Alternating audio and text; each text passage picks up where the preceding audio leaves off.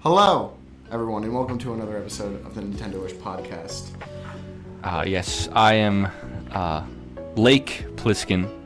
And now you're Lake Pliskin? Yes, I made an account, and Jake Pliskin was taken. What website? Not important. Yeah. But Jake Pliskin was taken, so I went with Lake Pliskin. I mean, so this is Lake Pliskin with my co-host Matthew Woodrow Milligan. Beautiful. So today we are going to be talking about. We talked about this a little bit in a previous episode, but we didn't really dive too deep into it. We're going to be talking about our favorite games. We each have a list here, and the way we're going to be doing it is we have 5 minutes each to talk about a game and quote-unquote sell you guys on it. And then after that, it'll switch to the other person, and then they'll talk about the game. Yeah, we've got 5 games each, and then we have a short list of honorable mentions. Yeah, and before we get to our number one favorite game, we will do a little lightning round of sorts. Pretty much. Going just through the honorable mentions. Yes, the most honorable games of all time. Mm-hmm. So Zach, sorry, Lake Pliskin. Would you like to go first, or do you want me to go first? Doesn't matter to me. I'll go first. Alrighty. Your time begins in 3, 2, 1. It's called Mario Galaxy, and it's the greatest 3D platformer ever made in the history of 3D platformers. There's no other game like Mario Galaxy. Not even Galaxy 2, really, which, that is an inferior sequel if there ever was one. I don't know of any other games. I'm sure there are a few, but, the planetoid, gravity-based platforming gimmick on small planets, it's just the most fun Mario gameplay has ever been. I like Odyssey, but I think in terms of just atmosphere, Mario Galaxy blows it out of the water. The best story of any mainline Mario game by far, although that really isn't saying much. Most Mario games don't have a story at all. Fair enough. I'm going to pause your time real quick because I need you to turn that dial again to 9 o'clock. Is that up or down? Turn the mic around. Okay. That same top dial. Mm-hmm. Turn it so that it is at 9 o'clock. That's weird. What do you mean? Turn it down a little bit so that it's facing, I believe, the left. Yeah. Okay. I turned it down a smidge. Thank you. I appreciate that. Okay. All right. You can continue. I apologize. Yes, pardon that extremely rude interruption. But the level design, the atmosphere is unparalleled. Like, the feeling of just being in space. There are games where you're in a spaceship in space, and they don't have the atmosphere of being in space. It just doesn't feel like space. But Mario Galaxy does. It's just got this vibe to it. It's pure, unadulterated, 100% soul, baby. And, when's the last time you played a recent game from this decade, I could say, that had some serious soul in it? I can't think. I can name some. Well, I'm sure you could. I play shit that's older anyway. But wow. Yeah, it's the best Mario game, I would say. It's just a great 3D platformer, extremely replayable. You unlock Luigi. I mean, come on, Luigi is in it. You get to play as him. How many times have you replayed Mario Galaxy? I play it once a year at least. I believe that. I want to max out all my files. You get 6 of them. You get 6 of them. That's a lot of fun. Yeah, which is cool, but it's kind of bad because I'm gonna get I gotta beat them all with Mario and Luigi. Yeah. I think I've got 3 of them, so it's gonna be a while. it's gonna be a minute. But do I still have time? You have 2.5 minutes left. Oh Jesus, okay. I mean, you don't have to use them. Doesn't matter to me. I mean, it's just a good 3D platformer. How's the music? How's the level design? Oh my god, dude. Sorry, how did I forget? The best music of any Mario game. I would perhaps say even the best video game soundtrack of all time. You know, there are certainly games, a couple games that are on my list actually, I think might have it beat in terms of soundtrack. But at least the best soundtrack with no songs that have words. Yeah. That's a bit specific, but I think it has that. It's like, how do you really compare, you know, the Mario Galaxy music to like Sonic Adventure 2? You know, like City Escape. I mean, come on. Oh my god. I listen to Cityscape at least once a week. I'm not gonna lie. I bop that when I roll through the hood. My hood. I bop Cityscape, and people. Windows down, full blast. Yeah. Cityscape. Windows tinted on my ride when I'm in it, but I have them rolled down so I can blast Cityscape and everyone can hear. My personal favorite version of Cityscape, this is completely off topic, is the Sonic Generation classic version, not the modern version. I don't care for that one as much. I don't think I've listened to one like besides like the SA2 original. I would recommend listening to the Sonic Generations classic one. Sorry, I'm just thinking of Sonic quotes now. There's a lot of good No ones. snacks or movies? Talk about a low budget flight. The way they put that in the third Sonic movie was most awful. People probably know that now from the third film. The way they put it in there was awful because It was kind of funny though. It was funny because we know it. Yeah. But like it didn't make any sense. Like, he just says it. Like he's just about to jump out. And he's like, talk about a low budget flight. You know, it's like, I'm out of here. It's like, okay, we get it. And like when back to Mario. and when he Galaxy, said "gotta go 30 seconds. fast," that was also a little stupid. That was a little. But God, cheesy. Sonic 3 is a good movie. Best video game movie ever. Mario Galaxy is way better than the Mario movie. That's for sure. Well, I mean, it's a game. No duh. It's a better story. Well, yeah, okay. Yeah, see? There you You go. have 15 seconds to talk about the story. Go, quick. The story is beautiful, brings a tear to your eye. It really does. Rosalina was a great character introduction. She's been in like every spin-off, but like nothing really important, unfortunately. Make a Galaxy 3, or at least a game with Rosalina in it, for the love of God. She wasn't even in Galaxy 2, really. Yeah. Pissed me off. That fucking fat tub-o-lard Luma instead. Purple fuck. And he's never been in anything again. Well, that one makes sense. Yeah, no one liked him. Alright. Fucking Tubba Blubba the Luma, or whatever he's called. Alright. My turn. Alright. Timer started. My number 5. No particular order. I'm gonna interrupt you to talk about the Sonic movie real Alright. quick. I'm messing with you. Go ahead. This list is in no particular order for me, in all honesty, but Mine is ordered, Claire. number 5 is Mario and Luigi Superstar Saga.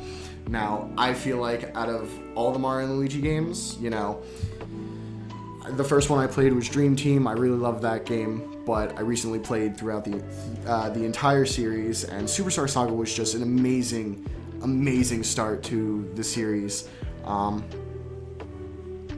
You know, I love the combat. I love the action commands. We've talked about this in the RPG episode a little bit, but the action commands just keep battles super engaging. The fact that you can go that entire game, you know, and if you're good enough, you can go that entire game without taking damage. So it makes it more about skill rather than, you know, RNG where an enemy or a boss rolls a high damage and you die. No, you can actually dodge that. And then I think what puts Superstar Saga above all the rest of them, for me, especially Bowser's Inside Story. I love Bowser's Inside Story. I think the story is great. And it is the best in the series, but I think the reason Superstar Saga wins it for me is because of the advanced move system, because it keeps moves fresh. Because over the course of most of the Mario and Luigi games, you get more bros attacks, but in this game, it's the same thing, but, you know, you learn more advanced, moves. Yeah, the fire and lightning.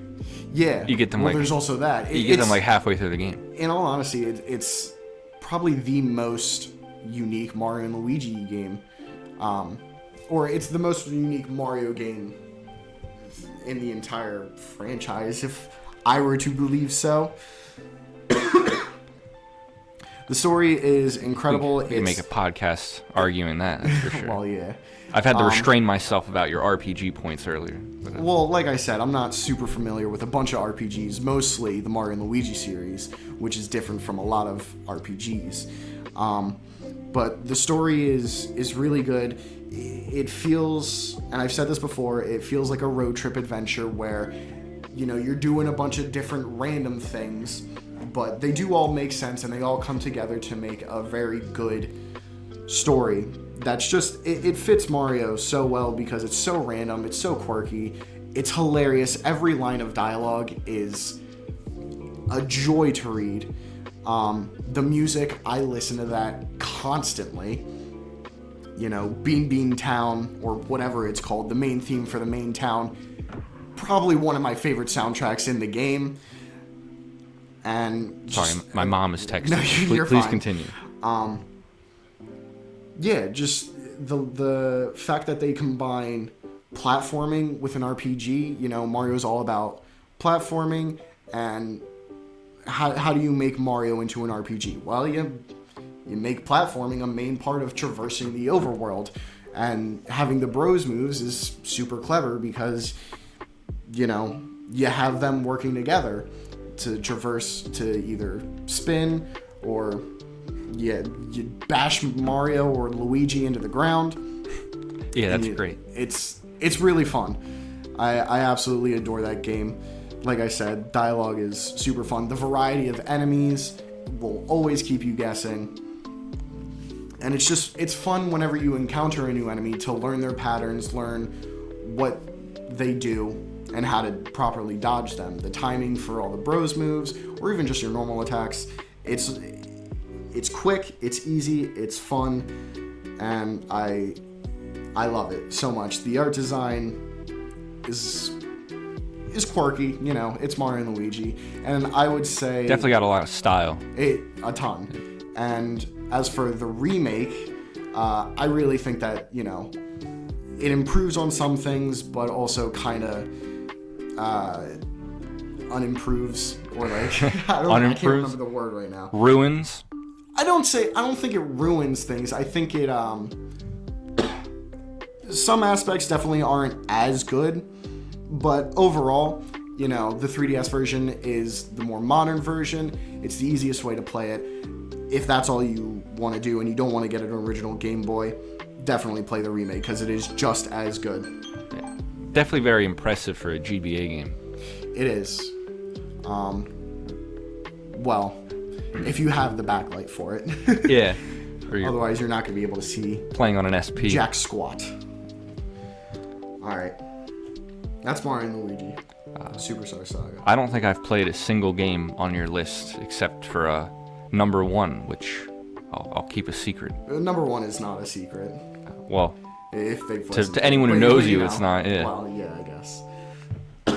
Where's Silk Song? Where is it? Where is it? Spoilers.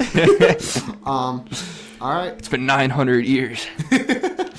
Oh God, it's been more than 900. GTA 6. GTA 6 before Silk Song. This is where we are. We'll talk about that. We'll talk about We'll talk about Silk Song a little bit when we get to my first game, which, spoilers, is Hollow Knight. Yeah. But he's gonna need 15 minutes for that one. Whole podcast. I could talk about that game for an entire episode, probably. But that's not the point. The point is that it is your turn. Yes. Your 5 minutes starts now. Have you ever played Paper Mario and thought, damn, that game was good, I want to play the sequel? And then played The Thousand Year Door and thought, damn, that game was good, I'd love to play the sequel? And then you remained disappointed for nearly 2 decades of your life. Super Paper Mario, a good game in its own right. You're supposed to be selling a game. I am. Don't interrupt me. All right, I'm selling over here, right? I apologize. You know I sell. Super Paper Mario, a good game in its own right, but the RPGness was sucked out of it for the most part. And then the games afterward, the game that must not be named, and then Color Splash, and then Origami King. Just real big piles of shit. So have you ever wanted to get that pure, unadulterated, 100 proof Paper Mario style gameplay. It's called Bug Fable, Legend of the Everlasting Sapling. And it's the greatest fucking RPG ever made. A true Paper Mario success. Yes, and I don't use that term lightly. Maybe another game. Actually, I have 2 RPGs above this, but don't worry about that. I tried to pick mine so that there's a little bit of variety in the gameplay styles, but continue. Yeah, I just like RPGs, you know that. No, I know. But it takes everything Paper Mario did and then improved upon in Thousand Year Door, and then improved upon that even further.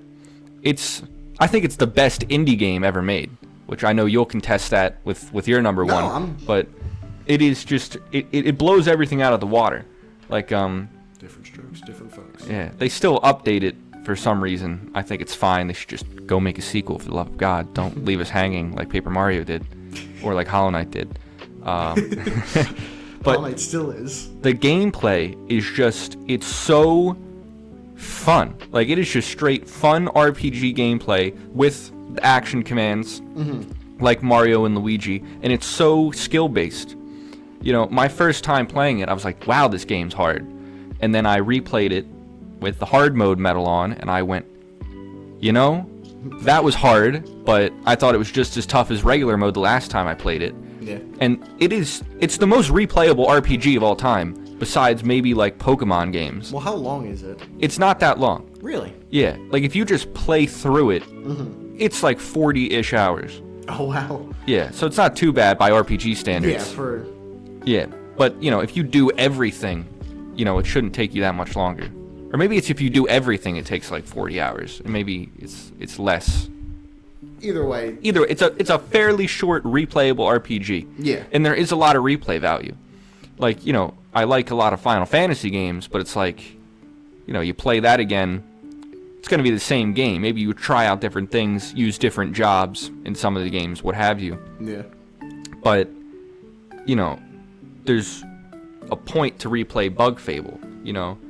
You can play it on hard mode, then you can play it on hardest mode, and then you can add these other codes that you unlock by playing the game harder mode to make it even harder. And then there's like a randomizer mode basically, and it's all like, there's no bullshit DLC. It's all in the game. The more you play the game, the more game there is to play, which I think is something totally lost on modern game design and the idiots behind it.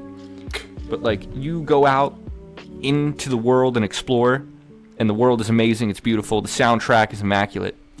You know, you'll find things that just, you know, you can use those codes to make the game harder. You know?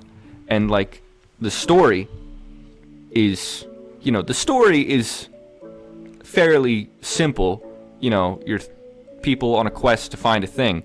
But the characters are just amazing. The main cast, Vi, if that's how you pronounce it, I have no idea. Vi, V, whatever. Kabu and Leaf. I would say Vi too. But you're gonna fall in love with them all immediately. Like, they're 3 of the greatest characters in the history of video games. Just like their banter and their bickering, it's some of the best writing I've ever seen in a video game. Again, an indie game, and their writing is better than fucking Baldur's Gate 3. I'll tell you that shit right now. Or Dragon's Dog Shit, whatever that game's called. It is an RPG for RPG fans. It's not an action RPG. It's a turn-based RPG with the best battle system I've ever seen in my entire life. You can't be an RPG fan and not do yourself the favor of playing Bug Fable. It's beautiful. It was a perfect end, I will say. Yeah, Bug Fables is a game that I have, and I've played a good bit through it. And I really liked it. I really want to finish it, but I'll do that, you know, after Metroid Prime, after Moonlighter. Matt actually has a job, so you know, I can play a lot more video games. But all right, next up, timer is going. My next game is Limbo. Now, for anyone who doesn't know, this is an older game. But I can't remember when it released. But I'll check that. You keep talking. You check when it released. It's got an amazing. It's what I would call a puzzle platformer where you are a small child roaming the woods and roaming, after you get further in the game, different areas. 2010, by the way. Really? Yeah. Older than I thought. Same. Yeah, you're going through a few different areas and you're solving puzzles. But what I like about it is the atmosphere. You literally you press start, the game fades to black. You see a forest, and you don't even see your character. You press A, your character gets up, and you just go forward. That's all that happens in the game. There's no story. It's all black and white. Hell yeah. It's got a really good atmosphere, and it's really creepy at times because, there's not a whole lot of music, but the sound design really makes up for that because like I said, at the beginning of the game, you're traveling through the forest, so all you hear is you stepping through the grass, and eventually there's a giant spider, so you hear the spider crawling around, and you're trying to run away from it. It's giant, so it really makes you feel panicked, and like there's this weird, creepy atmosphere, and the fact that it tells you nothing, there's no dialogue, it's all visual storytelling that, in all honesty, doesn't make any sense, but I think that adds, like I said, it adds to the atmosphere, it adds to the creepiness. At some point in the game, you get to a factory and you hear all these metallic grinding sounds, and that's all you hear. And if you're in a factory with no one in it, but all the machinery is working, you're like, what the hell is happening here? That's honestly why I like it. It is mostly the atmosphere. The puzzles are very clever. It changes things up. Eventually you play with gravity. Like I said, there's the giant spider that you have to kind of escape from. But other than that, it's a fairly simple game, and it's not long at all. It is incredibly replayable. Only $10 on Steam. Is it? Yeah. Yeah, go play Limbo. If you buy it in a bundle with Inside, the other game, which is another great game. 10% off. I like Limbo more. Basically $25 for those two games. It's a steal. Yeah, no, I just checked that. Both games are absolutely amazing. Like I said, I like Limbo more just because I think it has more atmosphere, because it is completely black and white. Inside is a lot creepier and a lot more apparent. Yeah, you go into a submarine, big arm monster thing. Yeah, well, at the very end, you become part of this blob. Yeah, it's super weird. Again, an absolutely amazing game, but Limbo, you could beat that thing in 5 hours less if you know what you're doing. So it could take you, very thought-provoking game if you know what you're doing. I mean, if you're into that kind of thing, it can be, if you really look into it. Like I said, there is no real story to it. Yeah, it's just a lot of symbolism. Yeah, I guess. It's a lot of different things. The story doesn't force itself upon you. No. Like a lot of games these days. And like I said, it really plays into the atmosphere of being alone. And there's only one part of the game where you see other quote-unquote people. And it's other children, and they're completely against you. Eventually, they die on screen. They either get crushed. It is a little bit gory, but also not really. There's... The only colors are black and white and red, right? No, there is no red. It is straight black and white. But when, you'll see, there are pits of spikes where you will see them be impaled and you'll hear it. Okay. You'll hear sounds. Matthew really liked the child death part. Well, there's only child death. There are only children in the game. Yeah, that's a good point. But yeah, Limbo, an incredibly good game, incredibly atmospheric, super quick and replayable. Super cheap on Steam. Why not? Super cheap. Yeah. There's no reason not to. You can get a refund. Yeah, honestly, if you can beat it quick enough. What game did I buy? I can't remember what it was, but I bought some game on Steam. It was like, you know what, I don't want to play this on Steam. So I returned it, and my return reason was got it on PS5 instead. And I wrote that in there. They still gave me my money back. I mean, shit, whatever. Should be like, Steam's good for that kind of thing. For A now, little anyway, bit off give it time. topic, but I remember when Garden of Banban 2 came out. The fuck is that? So I mean, you know mascot horror, right? Oh my dude. Okay, get up. Hold on. No, leave my house. There's a door. No, this is just a story. Chill. I'll have something to say about that during the lightning round. I'll have words. Scott Coffin, you piece of shit. You ruined an entire genre of games. You ruined horror games for like, Jesus, what's it been? 15 years now? What, dude, I remember we were talking about FNAF Came 1. out in 20. We were talking about FNAF 2014. 1. Yeah, in like the 5th grade. Yeah.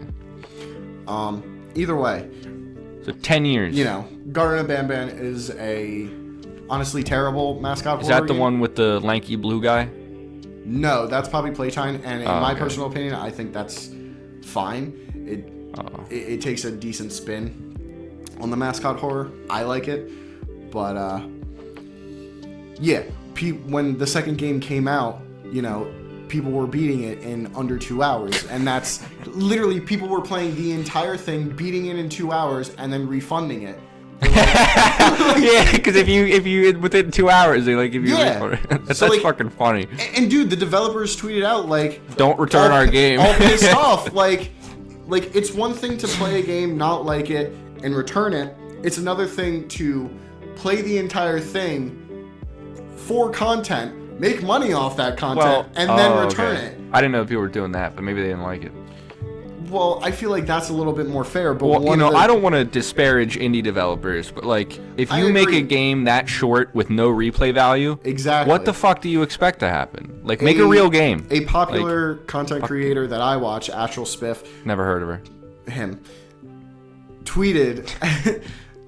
replied back to them like, sure, that might be a little fucked up, but make a game that's longer than 2 hours that people want to play. Like, Yeah, spend really. more time developing and make a game that's longer than 2 hours. I think people it's actually wanna play. fucked up for like a content creator to do that. Cause like you'll make your money back. Like, come on. I can see that, but I do. Well, you're getting a lot of exposure on my channel. I mean, come on. You should give it to me for free. Yeah, exposure about how your game is awful. Yeah, that's what idiots say. Yeah.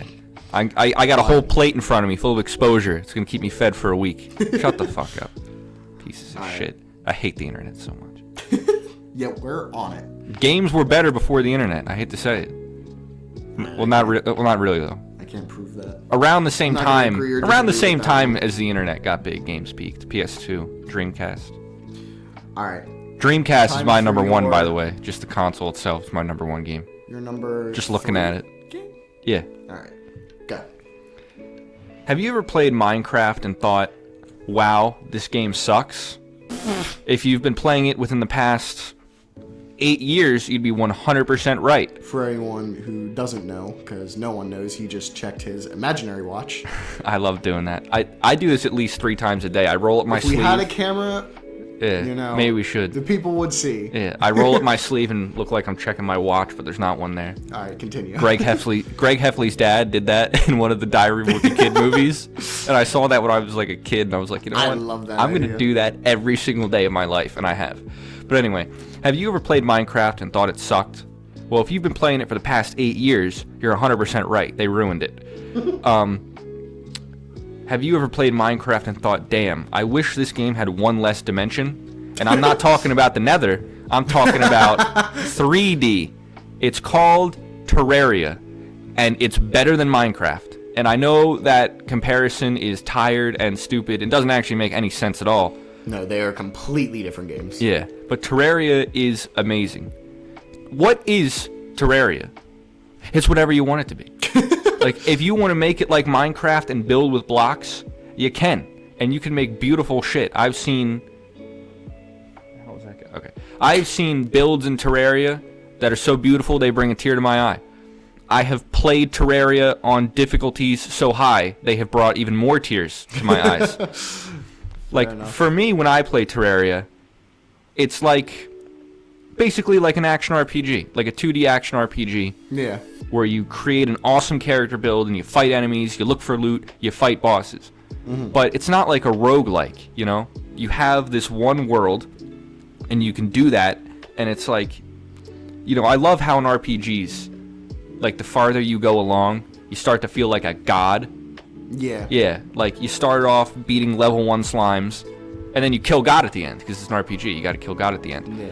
But no game does that better than Terraria. When you start a new Terraria file, you're gonna be like, whoa, Jesus Christ, how did I play this?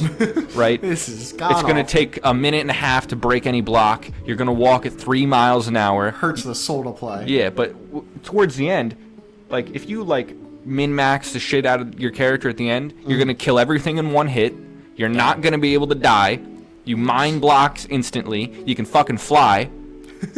Right? You just really have the feeling of conquering the world, you know? Yeah. Start off as some little dude with no armor. And then you're a god, right? And you made all that. You made all that progress yourself. You exactly. Literally crafted it. Yeah, you can make like the character customization. Like, first of all, you can customize your character when you make them, but you're gonna put on armor, so you can't really see that. But like So with all the different matter. accessories and vanity items, you can make your characters look awesome. Yeah. Like, that's one little thing I love. Like, whenever I start a new file, I'll think, what do I want my character to be this time? You know, like frozen ice skeleton dragon. Bugman, Wizard, you know, like all my Terraria characters, I have them in my head because I know what they look like because I just love the way they look. Yeah, I never knew. I haven't played a lot of Terraria, but I didn't know that there were like completely different classes. Yeah. That you could be. The game is just, it's so much fun, and it's got, you know, it's like, I don't know if you could call it replay value as much as you could just call it play value. But if you really want to dive into it and grind, oh boy, does Terraria, you know, offer a whole facilitate grinding. Yeah. Like, you can, like, complete the bestiary, right? Get all achievements, get all the banners if you have no life, which I did, and oh my god, did it take way too long. You know, you can, like, I beat that game a long time ago, and I put like 100 hours into it since beating it on this one file, not just in general playing it again. How many hours do you think you've put into Terraria? I don't want to reveal that publicly. I don't want to think about yourself? it. I don't want to think about it, man, but That's fair. the game is just so much fun. And, you know, like, if you, like, they had to add more difficult modes because the game just gets too easy. Like, if you play Terraria for the first time on normal mode, maybe it'll be hard, but if I played that, like, I would just, it would be too easy. So I usually play on legendary mode, which is actually a secret, super hard difficulty, which, like, it changes some things in world generation to make it harder. Really? It's just, it's so much fun. You can actually die after, like, min-maxing your character in that mode. And that is another 5 minutes for another game. Terraria might have a claim to best indie game as well. I guess you'd have to do that per genre. I mean, best indie yeah. RPG is Bug Fable. Best indie, I don't know, I guess Sandbox. I'd give that to Terraria, not fucking Minecraft. That's not an indie game. It's owned by fucking Microsoft. It started out as an indie game. Yeah, though. when Notch was in charge. Which that guy might kind of be like a little bit of a piece of shit, but he made Minecraft. Like, yeah. He did it better than these idiots. He did still make Minecraft. You know, You've been waiting 9.5 years for anything interesting. What if I told you we have a new kind of pig? Would you start playing the game again? Yeah. No? Oh, sorry. I guess not. Quick, we gotta come up with another kind of cow. Yeah, what the fuck? Like, the cows looked fine. Like, we don't. Yeah. I don't want another cow. It's an iconic cow. Like, it's a famous. It's the Minecraft cow. Why are you adding another one? That's my thing. Like, why add different variations to the classic mobs? They like, look fucking stupid, and it's just diluting the brand. You know, if you want to look at it in a capitalist lens. All right. God, I fucking hate, dude. This if I could talk to... Who's in charge of Minecraft? This is my number 3 one. I'd have fucking words for those people, let me tell you. Words and fists for the people who work on Minecraft. What's that chick's name? Agnes? Yeah, from Minecraft Live. Sorry, Agnes. I said I'd never hit a woman, but you work on Minecraft, so... Sorry. You know, fair game at that point. Equal rights, equal lefts. And you're going to take this left hook. Wow. All right. I had a left hook that'd make your head spin. God, I love Friday. That's a great movie. It's not even a real quote from Friday. It's just a random it's just a random line. God, I love Friday. Have you seen Friday? No. We're gonna start a side podcast for movies. Friday is like one of the funniest movies I've ever seen. You'd be surprised at the amount of movies I haven't seen. I quote Friday at least 3 times a day. Like, I quote like Friday. People will never know my true favorite movie. What is it? No one will ever know. Oh, okay. I'll ask him after the podcast is over. I don't think I could tell you. Like, it's Barnyard, isn't it? No, but whenever someone asks, I'll most likely say Ferris Bueller's Day Off, and that is a God, that movie's great. I absolutely love that movie, and that is up there. But I gotta no get one a. will actually know. I gotta get a Save Ferris shirt. I had one, and then I've seen a couple people wearing them around my school. I'd love to. Me and my dad both have one. Not relevant. Anyway. Have you seen Regular Show? I mean, yeah. Do you know Mordecai in the Rigby's episode? Yeah. Yeah, I bought that shirt. I know. Yeah. 7 people have complimented that shirt so far in public. The first day you wore it, we went to... yeah, we went to PAX Unplugged. PAX Unplugged. That was the first time I ever wore that shirt. I was so happy to wear it. No. I love... We stopped to get breakfast, and I got a delicious chocolate chip muffin. But I didn't want to get anything on this shirt. Because I'm like, I can't trust myself with a white shirt. It's going to get dirty. So I had a flannel on, and I zipped that up. And a fucking rogue chocolate chip falls in between my shirt and my flannel. And I unzip it, and it looks like I got a big shit stain on my shirt. So I had to grab a fucking wet wipe and start trying to clean it desperately. By the end, it only looks like a small shit smear. Yeah, it's pretty much gone now. It's been washed enough. That's good. But luckily for me, it was like a smear, but like the eye in Rigby is like brown, and that's where it landed, so it sort of blended in. So I almost saved myself. You know, damn, as well as it could. PAX Unplugged was a good time. It was fun. Yeah, I'd recommend it if you're into board games. Yeah, which I am super into board games. I barely am, but still chill. Just because the Terraria board game, like, oh my god, that was insane. Yeah, that was so dope looking. Yeah, that guy was cool. That's gonna cost a ton. Oh yeah. When it comes out. Anyway, I think I should get a free copy promoting it on the podcast. Buy the Terraria board game when it comes out soon, probably. Yeah, actually, we'll spend if the Terraria board game will sponsor us and give us a free copy. That would be awesome. We'll do an entire episode both on video game board games because there are a few. Yeah. As well. Mario Party. Mario Party doesn't have a board game.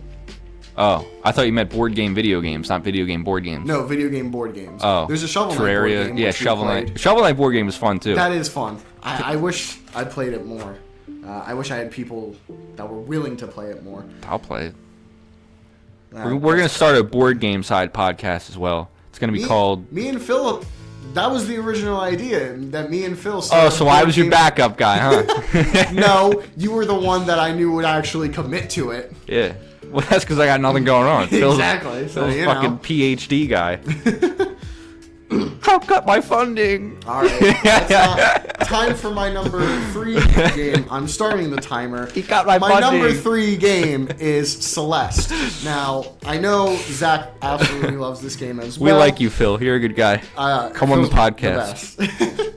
Talk about the Warhammer Celeste video games. Is a very good game. You know, it's a platformer, but it's a really... I don't want to say it's simple because its controls are really simple and really easy to get the hang of because all you really do is move, jump, climb, and dash, you know? And that doesn't sound complicated, but it's the level design that makes it really difficult. It is a very difficult game. And it's not meant to be easy. And one of the things I like about it is that the difficulty of the gameplay and the story intertwine very heavily. The difficulties you have getting through the levels directly ties into the story, which the story is absolutely beautiful. Amen. You know, it dives into mental health. Madeline for Smash Bros. Make it happen. First indie rep. It dives into mental health, and anyway. it beautifully represent. Now, I don't have any personal experience, luckily, but there are people that I know that have, and in all honesty, it gives me somewhat of a better understanding of what they may be going through. But the point is that it beautifully represents, the feelings of Madeline, the main character, and what she is going through. But the level design, each level centers around a main theme and has a different sort of gimmick. So you'll be going through a level that has moving platforms that give you momentum, and they play around with that idea a whole lot. You'll be going through a level where you're going through a hotel that is there are haunted anxiety dust bunnies, and they move, and their timing, affects how you play. There's also, what else? Oh, there's another level. There's a mirror level where evil Madeline. Yeah, there's a wind level where you have to fight the wind.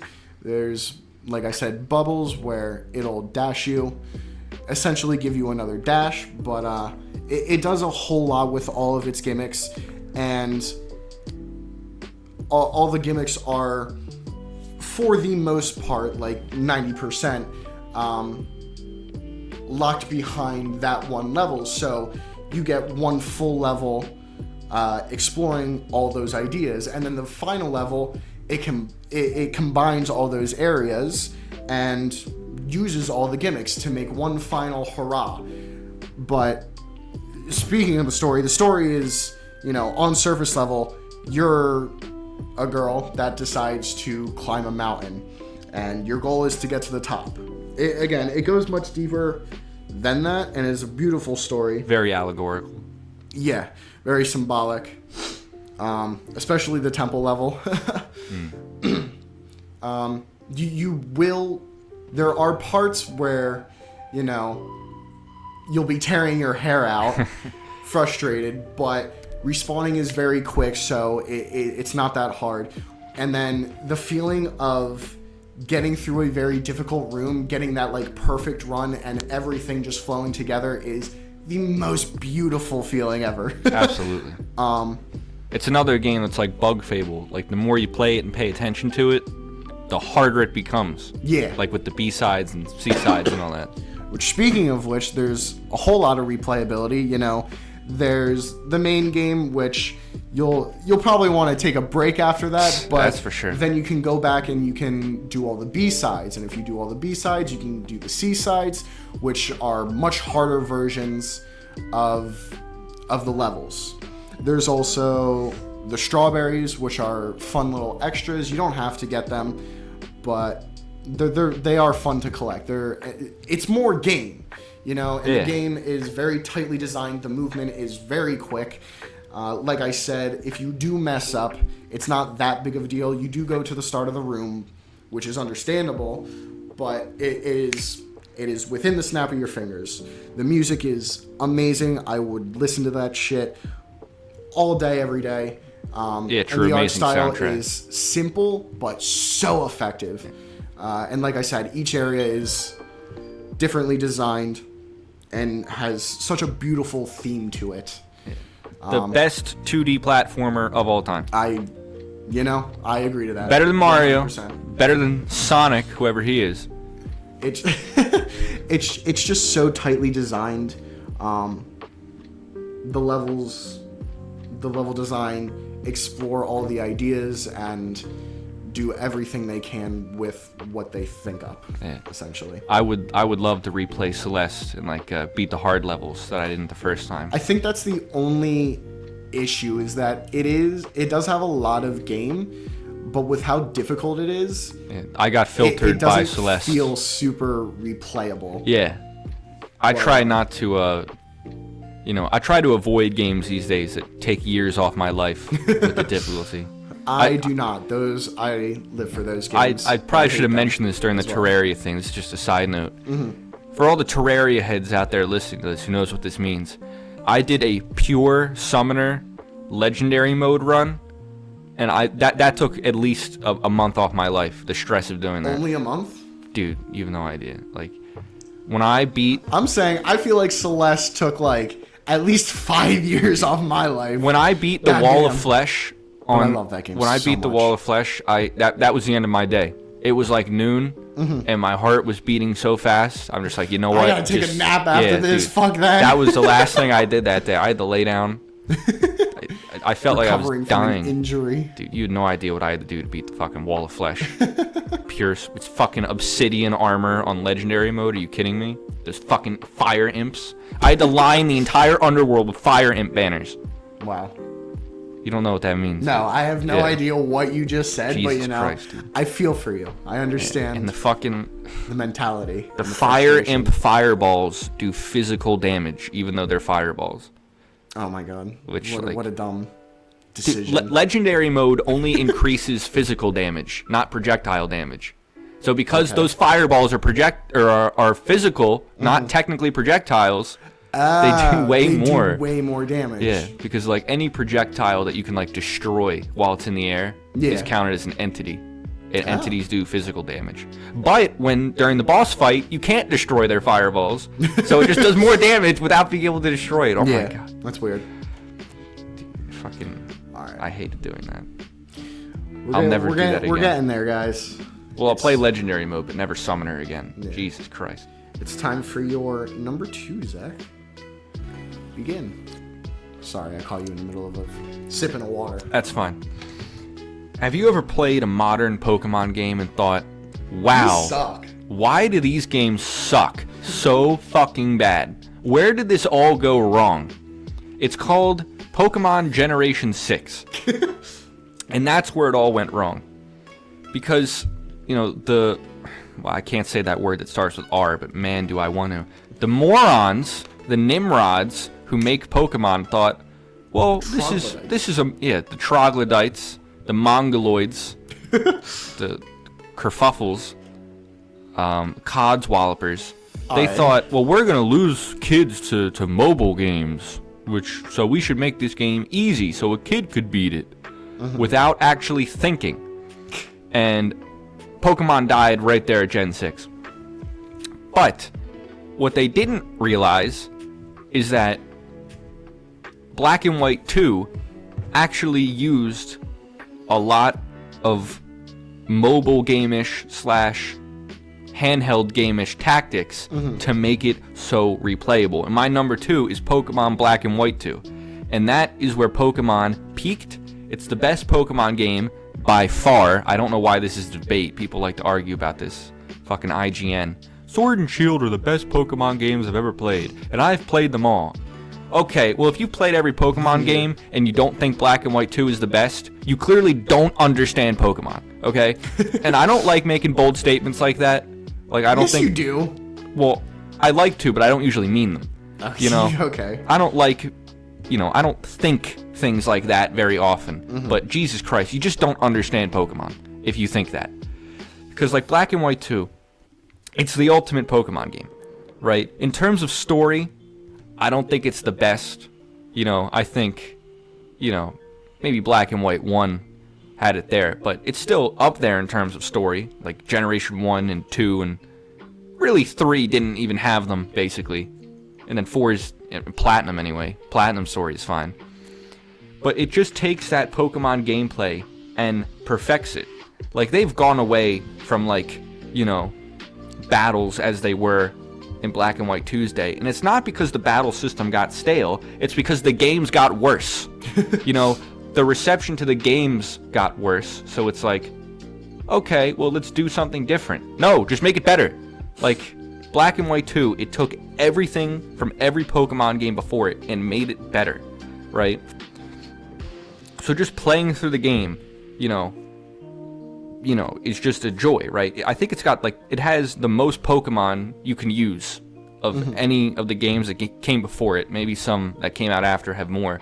But, like, you can build basically any team you want, And it's just fun. And then when you beat it, there's so much post-game. There's, like, multiple towns and routes that are post-game only. Is there more post-game than normal game? Yeah, basically. Because, like, you know, my problems with older Pokemon games is it's like you're supposed to play it for a long time, right? Catch every Pokemon. But you can't really do that. It's like, okay, you got to evolve this Pokemon. How are you going to do that? You know? Yeah. How are you going to give it good moves when you can only use TMs once? How are you going to train it when there's no more trainer battles? Well, Gen 5 really, you know, fixed that.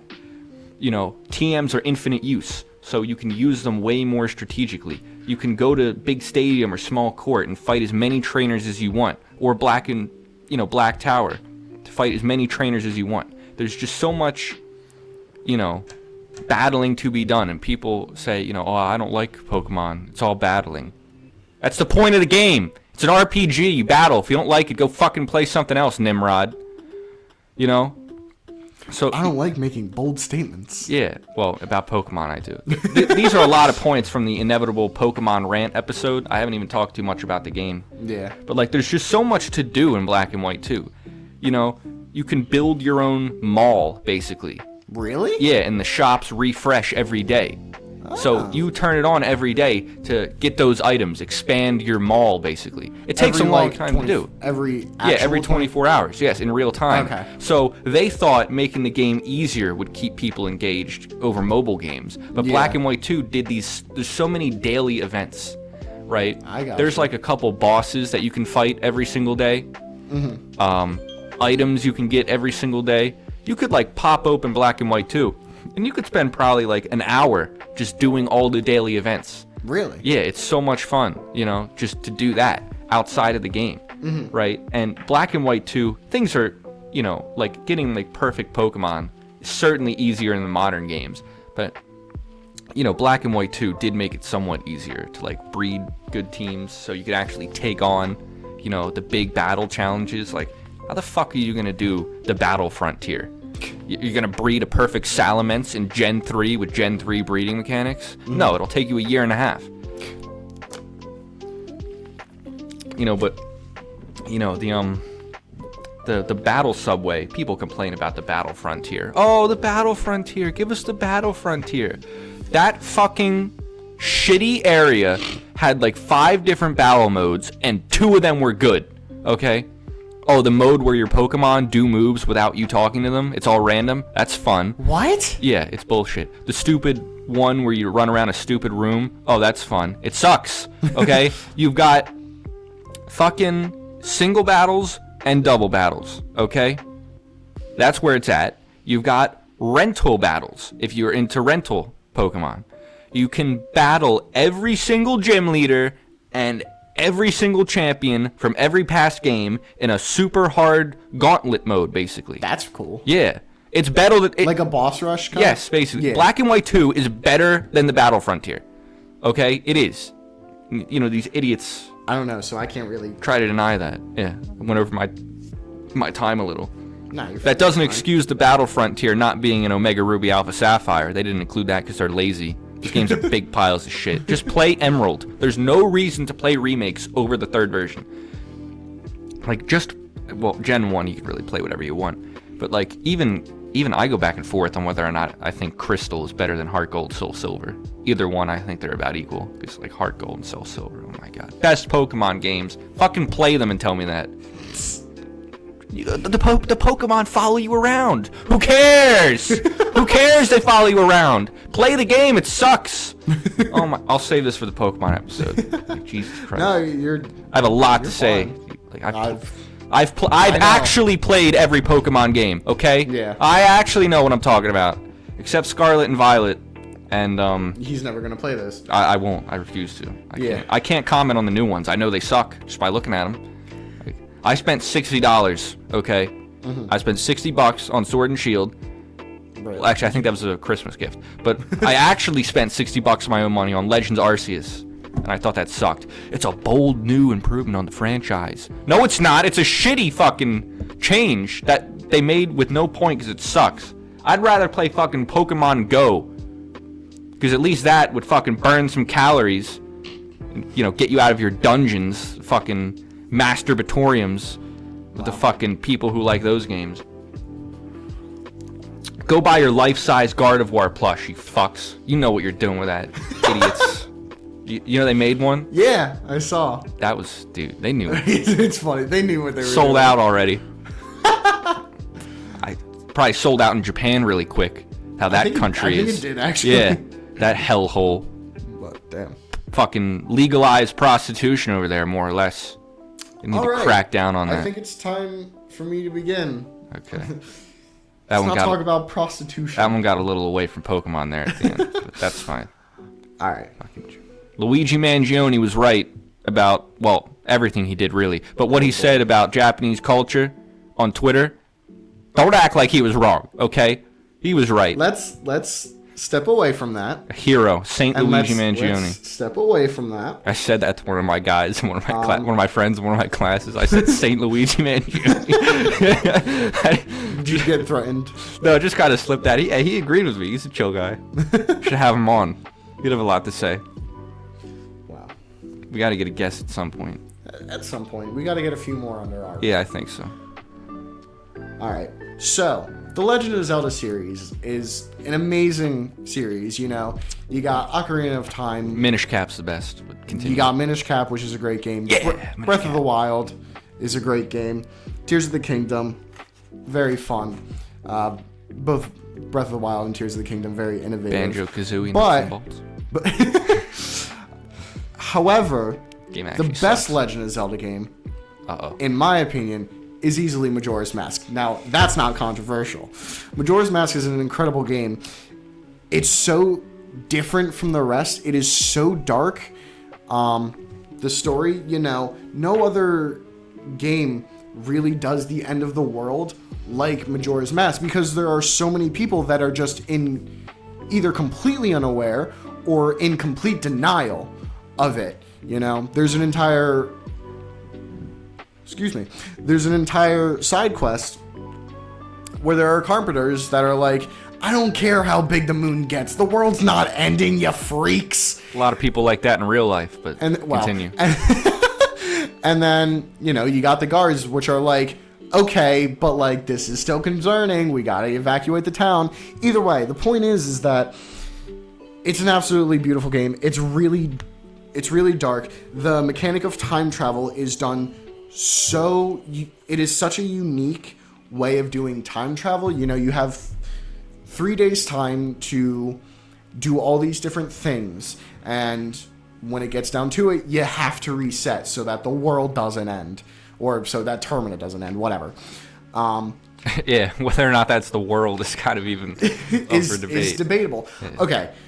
That's such a thought-provoking game. I do legitimately think Majora's Mask starts with him dying because in Twilight Princess it is Link, you know. Well, you'll note that Link's skeleton is adult-sized in in Twilight Princess. Maybe so, but even still, my point is Majora's Mask. The hero's shade is clearly an adult. Is a very unique take on time travel, you know. And there are obviously permanent items so that you don't lose legitimately all progress, but even still,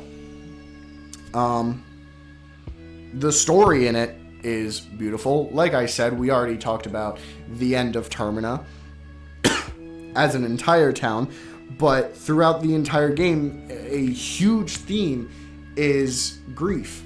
And whether you believe or not that they purposely did, you know, the 7 stages of grief, the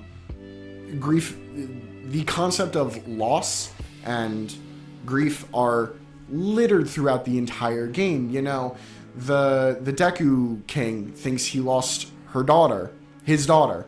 Yeah. And he's pissed about it. He's blaming whoever and everyone just because he is upset that he thinks he lost his daughter. The butler actually did. The butler legitimately lost his son. And then, you know, you become his son, which is really creepy when you think about it. That game's so fucked up when you think about it. It's awesome. It's incredibly fucked up. But that's one of the reasons I love it. You know, how long did it take to make that game? It's like 9 months or something. That's another interesting part about the game. You know, after the success of Ocarina of Time, I believe they immediately ordered a sequel, but they Right. were like, we need to get this out as fast. Nintendo was like, we need to get this out as fast as possible, and the developers were like, dude, that's going to be really Yeah. difficult. And so they just decided to reuse a bunch of assets. Yeah, it's an asset They flip. reused the Yeah. entire game of Ocarina of Time, essentially.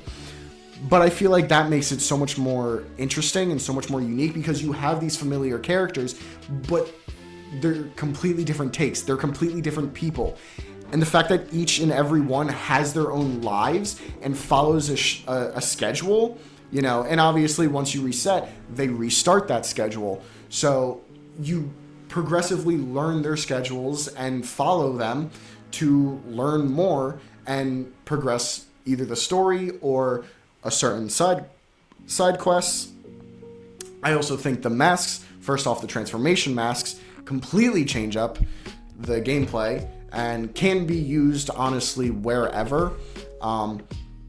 But each one's mechanics are fully explored. Each area is beautiful, even though they're a little bit basic. You know, it's still a very good. I'm gonna keep talking about Majora's Mask for a little bit. Keep going. Go as long as you want. You know, each area is absolutely beautiful. It's fucking huge. And then the side quests, there's only 3 transformation masks. Or, well, there's 4, but 3 main ones, you know.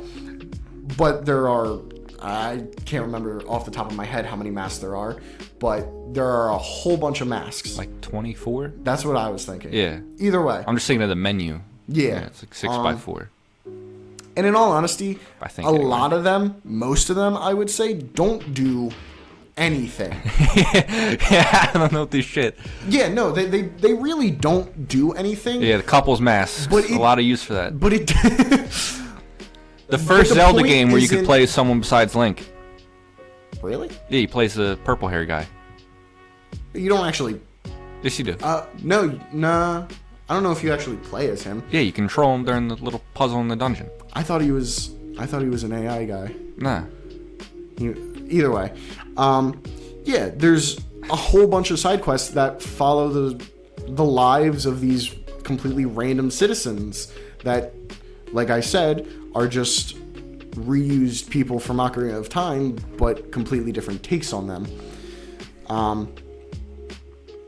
And, you know, you got the whole Kefi quest, the Lover's Mask and everything. Yeah, that's his name. Which is one thing. But then you got other fun little masks, like the Bremen Mask, which I absolutely love. Is that the chicken one? Yeah. Yeah.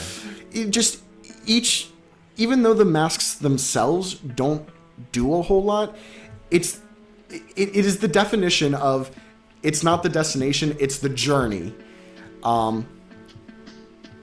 But yeah, the main reason I love Majora's Mask is just the whole dark atmosphere of it, the impending doom, and seeing people's lives go from completely normal to holy shit, the world is going to end. The mailman literally spends the 3 days... He's a nervous breakdown. Yeah. It's insane. For the first 2 days, I think, he spends them normal, delivering mail, doing whatever, and then on the 3rd day, maybe in the last like 6 hours, whatever, you can go into his house and you see him cowering in a corner. Running's not on the schedule. Terrified. Yeah. And just the mental games that game plays is fascinating to me. I absolutely love it. Majora's Mask. Play it. It's long. It's a Legend of Zelda game. It takes a while, but every minute of it is completely worth it, and I am replaying it on the N64 and Hell yeah. absolutely loving it. Does any other game do that time loop thing? I'm sure they've made ones inspired by it, but it's probably the first. Yeah, I can't think of any games that do a time loop like Majora's Mask. Probably some indie games. Probably. Did I tell you I got a copy? Of? Majora's Mask. N64? Yeah. When? I was at a yard sale this morning.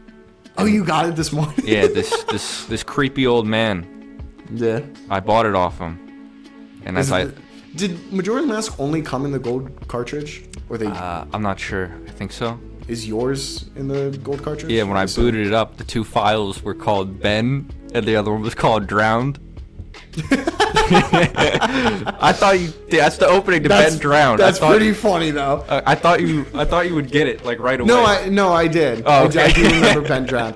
That shit's funny. Yeah. That was probably maybe not the early. Not the biggest early creepypasta, but definitely a big early one. On my Slenderman. On my copy, both files were full. One was like they had just started out, but one is like I think it's a 100%ed file, and even though it's not my file, I don't really want to delete it. I feel weird about that, especially on Pokemon games. Yeah. Where there's only one file. It's like, I really want to delete this guy's Pokemon. He was poor team. So whenever I buy a cartridge of Pokemon, I boot it up real quick to see if there's anything on there. Yeah. And I'll like trade the Pokemon, to safety. But preserve as much as you can. Yeah, I found. But dude, they have the Fierce Deity mask. I'm like, I don't know if I can delete that. I did also 100% Majora's Mask on 3DS. That was the way I played it originally, and like I said, now I have an N64. I bought a copy of Pokemon from Japan, and there were Japanese exclusive event Pokemon on it. And I was like, I'll take those. Yeah, thank you. Yeah, but like that was black and white too. I know that game so well. I played it in Japanese with little trouble because I just knew everything. Did you actually understand? Like, no, I didn't understand the Japanese. No. I know you don't understand them. Like, obviously, oh my god, I'm dying over here. Obviously, you knew generally what was going on, but you don't actually.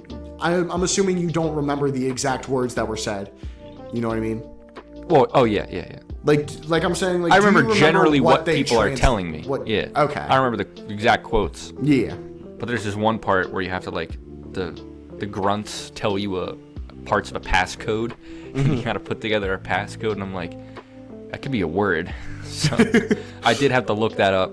But luckily, it's random whether it's like a word or a number. Luckily, I got the number. Yeah. So and it can only be a couple different numbers. So I was worried about that. There are people that play that game play a game so much that I'm sure they could recite a good chunk or most of the dialogue spoken within the game. I know. Well, I could say some things. Well, I'll get into that with my number one pick. Because I have memorized a lot about that. For Hollow Knight, there is a poem in the beginning of the game. It's not super long, but I know that. Memorized that. Yeah. Once upon a midnight dreary, as I wandered weak and weary. No, Matt doesn't know what I'm saying because he doesn't know Edgar Allan Poe. I do know Edgar Allan Poe. What poem is that? Say it again. Once upon a midnight dreary, as I wandered weak and weary. Quoth the Raven. Yeah. Okay. the poem's just called The Raven, but I'll accept that. Well, that might have been the wrong quote. I think I messed up a word, but that's what I remember it from. Oh, dude, that's how I remember actually, it. The first podcast I did was a project for one of my classes. Yeah? I did it on Edgar Allan Poe. That's pretty cool, though. Yeah, it was awesome. God, I love Edgar Allan Poe. I just talked about his life, basically, and his influences. I mean, God, what the fuck was I just talking about? He was writing letters to a girl, like an 18th century goth chick, who would like perform seances in her house. Sounds hot. Yeah, and wore all black. And he was writing letters to her, and then he fucking died. And I was like, God damn it! He was this close. He was this close. Edgar Allan, he could have lived the dream, but he got. Well, actually, his death was mysterious. He probably got like mugged or something like that. They just found him in the fucking streets of Baltimore, half dead. Yeah, God. It's like, my doctor friend, he lives down the street, get him over here. Too late, the poor guy. Fuck, that's sad. The shit he could have written. Rest in peace. Respect it. This podcast episode is dedicated to Edgar Allan Poe. Sure. So, we've done our 4 games. It is now time for the honorable mentions. The way this is going to work is we have 5 minutes to... All of them? Lightning round. All right. All of our honorable mentions. All right, so whenever you're ready, just tell me go. All right, go ahead. There we go. Have you ever played a level-based Castlevania and thought, this is dope? And then played a Metroidvania-style Castlevania and thought, this isn't so great? Or the other way around? It's called Castlevania Order of Ecclesia, and it is the best in the series by far. It combines the level-based structure and the Metroidvania structure. There's a couple areas that are pretty big Metroidvania style, but they're interspliced with these, smaller areas that don't have any save rooms or anything. They're basically gauntlets, that are like an individual level that you run through. Yeah. The combat system, uses that, the glyph system. It's genius. Lightning round, so it's a bit too much to get into. But, it's a Castlevania game, so it has different difficulties, different modes. Very replayable. Best Castlevania. It was, even before it was re-released, it wasn't too expensive. And I think now you could probably find a copy for decently cheap. I would recommend it on the DS, just because those DS games are meant to be played on there with dual screens. Yeah. But, you can't go wrong with the Dominus collection. Those are all fantastic Castlevania games. And we got a little bit into horror games before, and Scott Coffin, that monster, we all know what he did. He made FNAF, among other things. That was a big mistake. But he fucking ruined horror games, because it's all this bullshit designed to sell merch to fucking 8-year-olds who watch YouTube instead of going outside because their parents don't know how to raise fucking children. Are you really going to spend a minute on how Scott don't interrupt me. All right. Continue. You got 3 minutes These left, fucking people who don't know how to parent their kids, give them an iPad. No one should have internet access before the age of fucking 16. There ought to be a law, and trust me, when I'm president, there will be. There'll be fucking repercussions, too. But anyway, let's not get into that. But I had really never actually even played a horror game. Admittedly, I don't particularly like being scared.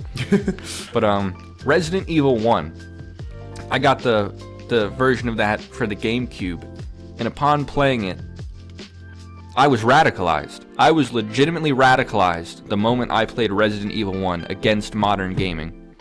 Because the moment I played it, I'm just like, what in the fuck happened? Where did it all go so wrong that they don't make games like this anymore? Like, it's not like, there's not stupid jump scares from some animatronic dog fucking, bullshit. It's actually scary. Dog. Yeah. Comma fucking? Yeah, whatever. Your pick. Right? When you see a zombie in that game, you're like, oh shit, that's a zombie. How am I going to get past this? Am I going to waste my ammo to blow it away? Or am I just going to get around it, risk taking damage, use my limited healing items? There's actual tension. That's what a horror game is. It's tension and, fear of what will happen if you screw up. Now, one thing I really don't like about it is that you need an item to save the game. Yeah, so that's weird. I fucking ran out and I couldn't beat it. I do plan to replay it soon. I got a copy of RE4 recently that I'm going to start.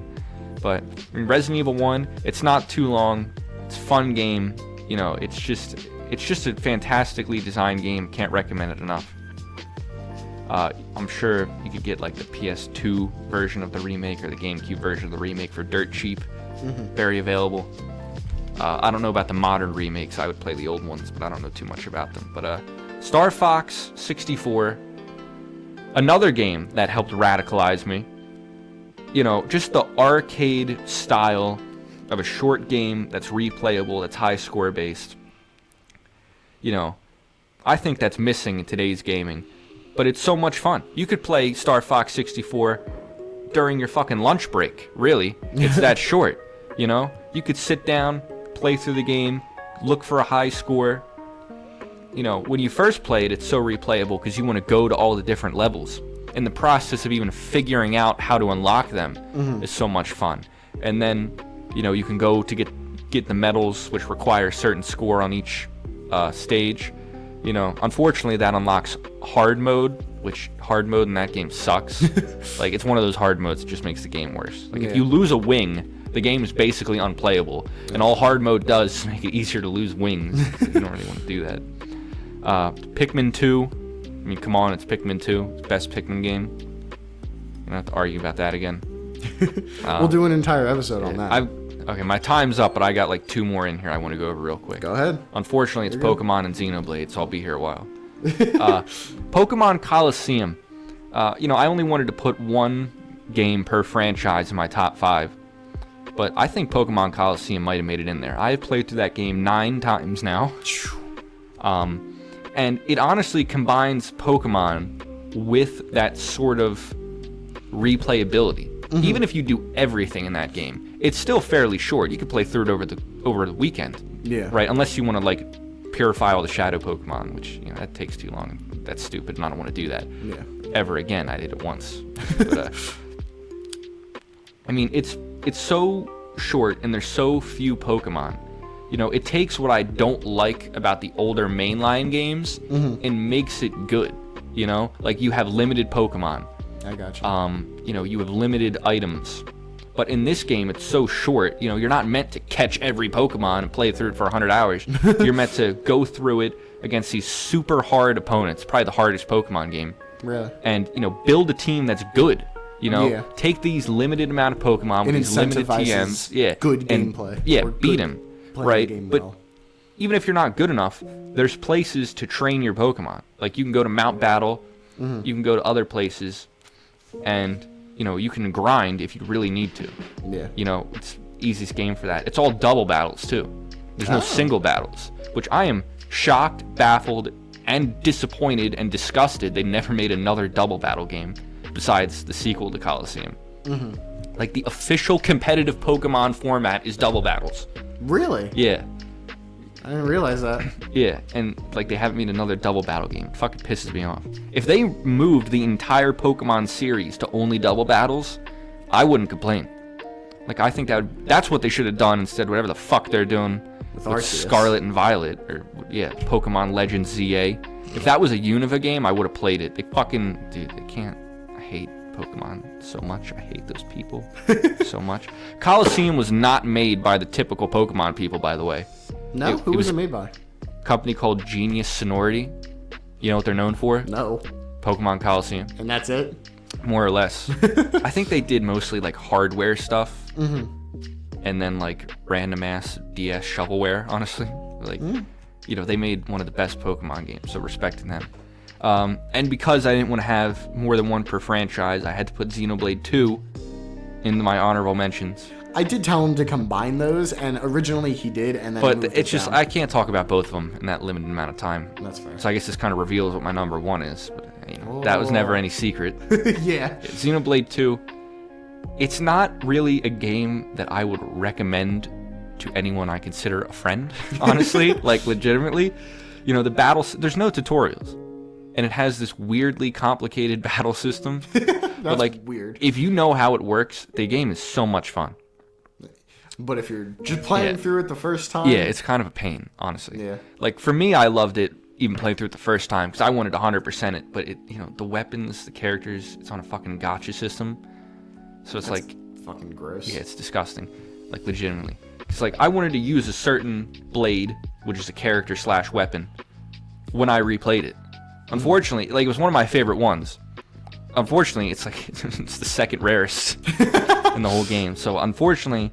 I didn't get fucking Veil, and then it's like, okay, like, I used all my fucking DLC core crystals that I got for free to try and get Veil, because I wanted to just play through the game with her. And then it's like, okay, well, am I going to sit here and grind? Yeah. And then get over-leveled? Or, am I just going to fucking play through the game normally? And I'm like, well, I don't want to do that. So I fucking stopped playing. So I never finished my second playthrough. But, Xenoblade 2, it's fun if you're willing to watch, like, 3 YouTube videos. On just the basic gameplay. Yeah, if you want to watch, like, 3 YouTube videos to have a super fun time, and you can look past the horrible, anime fucking massive-titted character designs, which, like, I like a nice rack as much as the next guy, but, like, for the love of God... Why is that in my game? It just makes me look like it just makes me look like a fucking weirdo for playing it. Like, well, you are a weirdo. Not that specifically way. For playing Xenoblade, but you are generally a weird motherfucker. Okay, I'll take that, but not. I don't sit around watching fucking hentai on my TV all day. Whoa. Like a fucking weirdo. Okay. Like some people we know who won't be named. Timmy. Hey, I'm calling that out. We will not. Okay, we all love blasphemize his name. We all love on this Timmy. Podcast. Timmy's a great guy. I make fun of him. He doesn't watch hentai. Yeah, take that. Redact that statement. Just bleep that out. But anyway, yeah, like the character designs, they cheapen it. Like, it makes you look like a weirdo. I never played this game in front of my parents. Because I played this when I was a teenager. That was literally last year. I guess it was 19. I guess. Anyway. Yeah, Xenoblade 2 is great. It's very fun if you understand it, but you're going to have to watch a couple of YouTube videos. But, yeah, what are your honorable mentions? All right. You had a couple games on there I'd never even heard of. Yeah, I was counting while you were talking, and I have 7 games on there. Whoa. That I will... That's basically what I had. I will go over them within the 5 minutes. Final Fantasy X was on there, but I cut that for time. Although, I don't know if I love Final Fantasy X, but so many criticisms about it. It's so much fun, though. Great story. All right. The guy who voices Johnny Test voices the main character. Really? Yeah. That's funny as hell. Jake the dog. Isn't that... Really? Yeah, dude, they got an all-star voice cast for this. Interesting. Like, straight up. Well, I mean, he voiced Jake the dog long after. Yeah, and Fantasy Bender X. from Futurama. Wow. Yeah. I didn't realize that. Yeah, Final Fantasy X is awesome. Alright. My timer starts now. Honorable mentions. Layton the Miracle Mask. Honestly, the entire Professor Layton series is absolutely amazing. They're puzzle games, but you know, the main gameplay, main focus is puzzles of all different kinds. You know, sometimes you'll run into a puzzle that's fit all these things into a certain area, or you'll have to go a basic riddle. There's also, you know, do this math problem that has some kind of twist to it. There's spot the difference kind of things, and like I said, the main draw is the puzzles, but the other thing are the stories. Now, the specific game I'm talking about is going to be Miracle Mask, because that's the one I played as a kid, and I have played more since. But in all honesty, the entire Layton series, like I said, all the stories are incredible. They're full of twists, and while, you know, Miracle Mask specifically is a little predictable, it's still a very beautiful, heart-wrenching story to go through. Yeah, the Layton series, the stories are amazing, the puzzles are incredible. Essentially, it's a point-and-click game outside of the puzzles. It's what shovelware should be. Honestly, it's the best kind of shovelware. I wouldn't call it that. No, it's not shovelware. But like those shitty games, like just punch it up a little. It's a much simpler game compared to a bunch of other games. Perfect DS concept. Is this one a DS game? All of them are DS games. Oh, really? Yeah, they ported one to Switch, which was the shittiest game of the series. Millionaire's Conspiracy. Either way, next one, another Legend of Zelda game, Link Between Worlds, a sequel to Link to the Past, which is an incredible game. Add Minish Cap to my honorable mentions. But a Link Between Worlds, the concept of switching between two dimensions that mirror each other but do have slight differences, is incredible. The whole concept of going into walls and making little puzzles around that is genius. I really like puzzle games, if you can't tell. But next one is Pikmin 3, which I like Pikmin 3 specifically the most because it has a bunch of those puzzle elements, and it also has, in my opinion, it has the best multitasking, which that's true. In my opinion, is the best, is a puzzle aspect, because you're thinking, okay, I gotta do these, 5 different things, and it's best to do them within a day. So I gotta throw this captain over here, send them over there with this many Pikmin of this type and this type, while controlling this other captain that's halfway across the map, doing something completely different. And then you got another captain that's just doing, another completely different thing. And I love that. I absolutely love Pikmin 3. Respect to Pikmin 1 as well, even though we 100%. mentioned that. Pikmin 1 is also an incredibly Not for 4. amazing game. Not for 4. Another honorable mention. Another one, Shovel Knight. In all honesty, all of the Shovel Knight campaigns, Shovel of Hope, Plague of Shadows, Spectre of Torment, and King of Cards. Yeah. All of them are beautiful. They're all tough games, but they all offer a different take on the Shovel Knight gameplay. Formula, yeah, the Shovel Knight format. Yeah, I'll move on, but I really could talk about Shovel Knight for a lot longer. Another one, The Messenger. It starts out. I've never heard of this. A little bit of a spoiler thing. It's a Ninja Gaiden inspired platformer where you're a ninja and your task is to get to the top of a mountain, similar to Celeste, and deliver this scroll to a tower. And along the way, you get more abilities. You'll get a glide. You'll get ninja stars, whatever. But halfway through the game, or a little bit more or less, it completely changes into a Metroidvania, so that you can now travel back to areas. Zach went over time, so am I. Yeah, you're fine. You can travel back to previous areas with all these new abilities that you've gotten. And this is a major spoiler, I would say, because this is the main draw to the game. The Metroidvania aspect comes from time travel.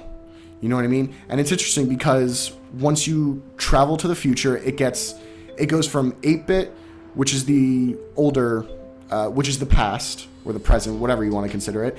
And then you travel into the future, which changes the entire look of the game to 16-bit. That's fucking cool. It's so cool. And all these time portals open up, and obviously they open because it's in the past or the present or the future. Different paths open up. And within the environment, at some point, for one area, you face 2 bosses, right? And that's in the present. And then you travel into the future, and eventually you have to go to that same area where you fought the bosses, but those 2 bosses are dead, right? So because all those years passed, something completely changed, and that's throughout the entire. That's a small example, but you get a specific item from that because it took years to do whatever. But because the areas change through the time travel aspect, it becomes a Metroidvania, and it's super cool. All the areas expand at least twice as big, so it's an absolutely amazing game. The story, it's super funny as well. The shopkeep in that game is so funny. So many references as well. References. I highly recommend The Messenger. It was a game that was on my top 5, but then I remembered that I really like Limbo, and I switched it out with Limbo. But The Messenger is an absolutely amazing game. Another one is Wandersong. Wandersong is another indie game. It's relatively short, and it's relatively simple. It's another puzzle-esque game. The puzzles aren't too complicated. It's a little bit of a platformer, but it's mostly a story-driven game where you're, ironically enough, saving the universe from the end of time, essentially. And you have to go around. You're a bard, so you have to go around as a bard, singing. Singing is the main aspect to the game. You go around singing and changing the environment, and solving problems with singing. And your job is to go around convincing essentially gods, hey, don't end time. But it's a beautiful story. The characters in it are amazing. Miriam is literally the best. I highly recommend Matt's waifu. No. She is a witch, though. Oh, there you go. Other than that, real quick, I want to talk about SteamWorld Dig 2. So the original SteamWorld Dig is a fine game. It's a procedurally generated game. Ugh, gross. No Man's Sky, you fraud. But the main draw of it is you go down into a... It's kind of got a mobile game concept turned into a full game very well. You go down into a mine, you mine blocks, and you find ore, you collect them, you go back up, you get money, and you get upgrades. It's a very simple gameplay loop. That's SteamWorld Dig 1. SteamWorld Dig 2 takes that concept and changes it so that it's no longer procedurally generated. Every block is specifically laid out. That's how you make a game. Yeah. Sean Murray. What? The guy who made No Man's Sky. Oh. And it takes on a very... A lot of respect for him, though. He's a cool guy. A very Metroidvania-esque style of gameplay where, obviously, like I said, you go down in the mine, you find ore, you go back up, get money, get upgrades. But there's also a bunch of different areas that you can explore. And like I said, all of these areas are handcrafted. Each and every block that you can mine, that you can destroy, that you jump, whatever, is specifically placed there. All the enemies. It is such a fun game, and by the end, you will have so much different stuff that you'll be blasting through areas. Not only that, but it also...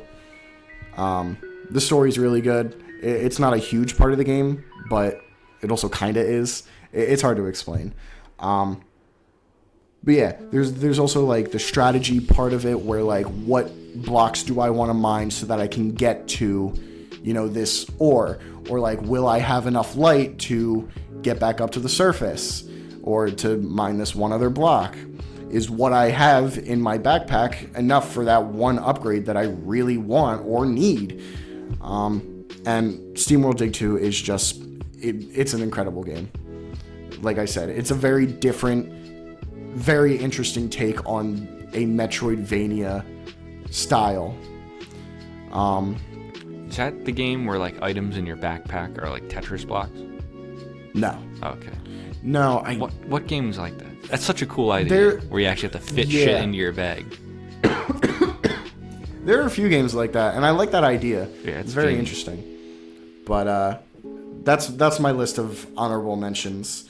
Yeah. I would highly recommend SteamWorld Dig and The Messenger. If you take anything away from my honorable mentions, play those two games. I would like to add Minish Cap to mine. Not going to go into it, just like respect to Minish Cap. There's also Legend of Zelda games. Also a game called Katana Zero. Mm-hmm. If you've never heard that, dope ass indie game. Yeah. Katana Zero isn't Yacht Club Games. I know Yacht Club Games, makers of Shovel Knight, made another game. I would like to also give a shout out to Barkley Shut Up and Jam Gaiden, as well as its ill-fated sequel, Rest in Peace. Also, a little indie game on Steam right now for $3, get it while it's hot, called DLC Quest. What? Have you heard of this? Is that an actual thing? Yeah, it's called DLC Quest. No. You start the game off with like no walking animation. What the and then you like... It's all DLC. Yeah, you pick up coins, and then you have to pay for like the walking animation and like access to, other areas. It's very funny. That's actually really funny. 2011 is a fucking prophecy. I'm looking up DLC. A prognosticus, if you will. Right now. Oh, I've seen this. What? DLC Quest? Yeah. Very simple looking game. Yeah, very funny. But yeah, also, my dishonorable mention goes to Luigi's Mansion 2. Do you have a dishonorable mention? Paper Mario Sticker Star. Avoid that game at all costs. Yeah, that's pretty simple. The game that must not be named. Not worth its cost in what are cartridges made of? Plastic and circuits. It's not worth anything. Yeah. It's worth... Someone should be paying you to play that game. Yeah, I want my money back, Nintendo. If you died and went to hell, all right, it'd be only Sticker Star. We are an hour and 34 minutes into this. Right, well, let's get to... It's only like 5 minutes each. Yeah, let's get to our favorite games. Imagine if you died and went to hell, and like Satan gave you every single video game console and handheld, and you're like, "Wow, thanks, Satan." He's like, "I'm sorry, but the only game you can play is Paper Mario Sticker Star. You boot up your Dreamcast, and it's only Sticker Star. No, Satan, no! No matter what you play, it's just Sticker Star. Yeah. Or it's like your favorite game series, but it's been Sticker Starified. Oh my god, don't even. Xenoblade 4 Sticker Star. I'd pitch a riot. But anyway. Alright. Yes. Your favorite game. Go. Have you ever wanted to play the best RPG of all time and thought anything besides Xenoblade? Well, you're fucking wrong. Okay? Xenoblade Chronicles 1 is the best RPG ever made. That's, not a turn-based RPG. The battle system, it takes a little bit from, MMOs, of course, and a bit from Final Fantasy 12. I think, anyway. I think that came out after 12. But, anyway, it doesn't matter. But the combat system is, amazing. Mm-hmm. Like, it's so fast-paced, but it's not overwhelming. You fight the enemies on the field, and you can move around freely. And so, especially if you're playing a Shulk, you've got attacks that, do more damage or give you bonus effects depending on where you are. So you'll be running from his back to do a backslash, to his side to lower his defense with Slit Edge, to slow him with Air Slash. So you'll be constantly moving around, right? Or, if you're playing as Rhine, right? You want the enemy to be hitting you. So you'll constantly be thwacking the enemy, but your damage dealers are taking aggro. So you got to build up, your art that puts the aggro on you. Dunban, he combos his moves together for these crazy bonus effects. Each character, besides Charla, is just totally engaging to play as in a unique way. Every character plays so different from each other. It's the first time I played the game, I really just used the same party the whole time, which was dumb. But when I replayed it, I started, actually using the other characters, and it's like, holy shit, these are all different, and they're all super fun. The story is the best story in the history of video games. There are, like, video essays on YouTube, like, breaking down, like, just, the themes of specific character relationships. Like, the Xenoblade community is really the best community on Earth. Everyone there is pretty chill, unlike pretty much every other video game community, with a lot of mentally ill individuals. Cough, cough, Sonic. Just kidding, I'm talking about FNAF, not Sonic. He was literally telling me before the podcast how the Sonic community has chilled out, and now he is calling them raging assholes. Well, they're an easy punching bag, but really it's fucking FNAF, Genshin Impact, these fucking idiots. Anyone who likes PlayStation. More dishonorable. Yeah, mentions. Very dishonorable. What was I saying? I don't know. You were talking about Xenoblade. The story is amazing. I think about the Xenoblade story every single day. I quote Xenoblade every single day. It brings a tear to my eye. It really does some points. The whole theme about, like, ending the cycle of violence is beautiful. A lot of people don't like Zanza for some reason, but I think he's a great villain. I don't know why people don't like him. It's weird to me. The side quests, a lot of them aren't too great, but some of them are so memorable. And, I just love the way, like, the gameplay and the story interact in Xenoblade. Like, you see the future, right? Shulk gets the ability to see the future. Yeah. And it's, like, cool. But, like, that, you can see the future in the gameplay. If an enemy's going to hit you really hard, you can see it happen and plan accordingly, which just really goes towards that, fast-paced gameplay I was talking about. Honest, I still, like, I know that that's part of the gameplay, and I've seen it. I still don't understand how that's done in Xenoblade. You know what I mean? Ask the programmers, bro. Like, No. I mean, like I don't understand how it's made into a mechanic. You know what I mean? I have not fully grasped how seeing into the future works in Xenoblade 1. Well, if you played the copy, I do need to play. If you played the copy that I you gave so you graciously for your gave me birthday, on my birthday, you actually get. When do you get visions? Oh, that boss fight in Tefra Cave. Okay, yeah, it doesn't take too long. Yeah. But yeah, the story's amazing. The characters are all so memorable and quotable. Maybe this is just because I played it so many times, but like I know the names of like at least 80% of the NPCs. Yeah. Just memorized in my head. And you know, throughout the course of the story, some of them just die. You know, some random background characters will just get killed. And you know, when you do these side quests, you really feel for these people. And you know, obviously you can min-max the shit out of your characters, right? You can fight fucking super bosses, which is the best. But you know, my favorite part about it is like the unique monsters. You know, you go in an area, maybe you're level 20, and then you know you'll see basically a boss that's like level 25, right? Yeah. So, and he's gonna be better than, you know, regular enemies that are level 25. So you can take him out, you get better loot. So you'll get into this cycle where, you know, you'll pop into an area, and then, you know, you hunt down the unique monsters first thing. And, you know, I have it memorized basically where all of them are. So I'm playing through it now. I haven't played it in a little bit, but I was playing through it again, and like the whole goal was I'm gonna kill every unique monster as soon as I can. And that actually gets not easier, but you can kill them earlier later on. Yeah. Like when you're like level, you know, what level are you when that happens? But anyway, this really high level area opens up, like these level 80, 90 ass enemies. Yeah. Like when you're like level 70. So, you know, if you know what you're doing, you can go in there and you can kill them.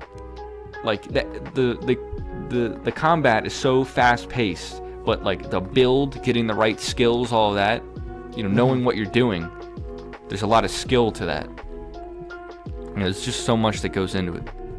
You know, I would recommend, I guess, Definitive Edition. It is, you know, most accessible. Yeah.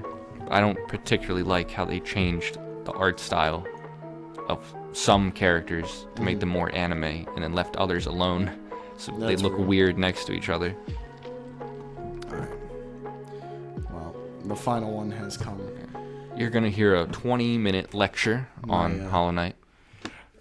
I'm limiting it to 5 minutes, so I'm gonna try to. I went a little bit over, so you're free to. So yeah, if you like Metroidvanias, if you like Super Metroid, if you like any Metroid game, in all honesty, except Fusion, we don't like you. Yeah, we don't like Fusion.